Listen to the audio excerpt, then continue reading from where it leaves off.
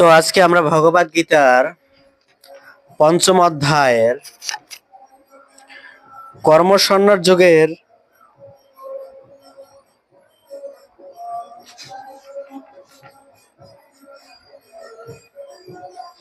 25 নম্বর শ্লোক আলোচনা করব। আর 25 নম্বর শ্লোকে এখানে বর্ণনা করা হয়েছেন অনুবাদে 25 নম্বর শ্লোকে অনুবাদে বলা হয়েছেন যে সংযত চিত্ত সমস্ত জীবের কল্যাণত দ্বিধাশূন্য এবং নিষ্পাপ ঋষিগণ ব্রহ্ম নির্বাণ লাভ করে।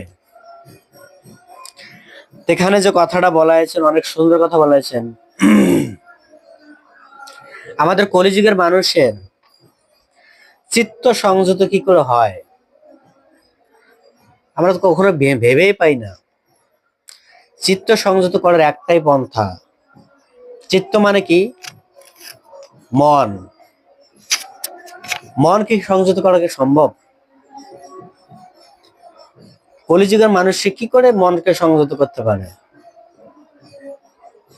তার একটাই পন্থা, যদি সে পূর্ণাঙ্গ ভাবে যে যার আরাধনা করে তারা শরণাগত হয়, তাহলে তার মন স্থির হবে। আমরা বলি না চিন্তাটা আসে কেন? না সংকল্প আর বিকল্প। চিন্তাটা আসে বিকল্পর কারণে। বিকল্প মানে কি? বর্তমানকে নিয়ে আমরা ভাবি না, ভাবি হচ্ছে ভবিষ্যৎকে নিয়ে। আর যার কারণে আমাদের চিন্তাটা আসে।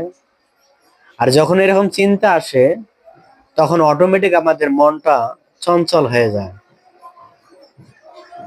সেই জন্য মন স্থির হতে পারে না।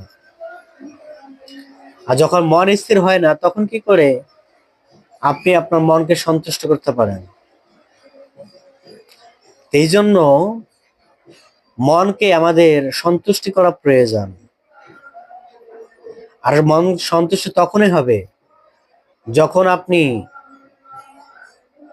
আপনার আরাধ্য দেবতার প্রতি আপনার মনকে নিয়োজিত করবেন। কোনো না কোনো রূপে ধ্যান করতে হবে, তাহলে মন স্থির হবে। একটা উদাহরণ দেওয়া যায়, একটা ছেলে যখন একটা মেয়েকে ভালোবাসে তখন তার মনটা কোথায় থাকে? না তার ওই মেয়ের মনের প্রতি আকৃষ্ট হয়, দেহের প্রতি, রূপের প্রতি। তখন ওই ছেলেটাই শুধু একটাই ভাবনা, তার ওই রূপটিকে ভোগ করতে হবে।